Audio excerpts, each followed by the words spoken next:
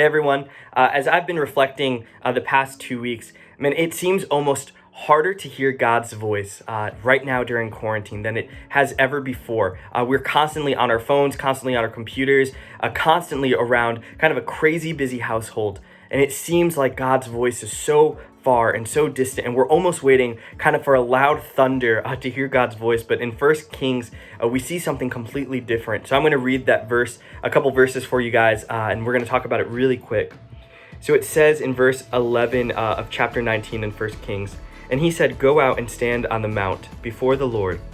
And behold, the Lord passed by, and a great and strong wind tore the mountains and broke in pieces that rock before the Lord, but the Lord was not in the wind. And after the wind, an earthquake, but the Lord was not in the earthquake.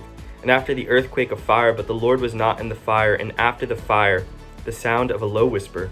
And when Elijah heard it, he wrapped his face in his cloak and went out and stood at the entrance of the cave. And behold, there was a voice to him and said, 'What are you doing here, Elijah?'" Friends, I want to encourage you.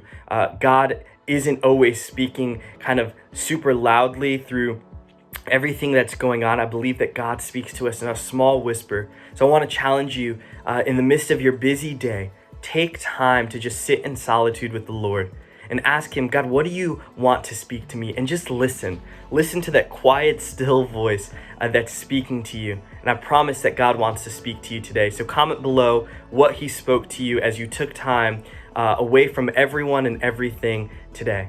Guys, I miss you. Can't wait to see you soon. Have a great day.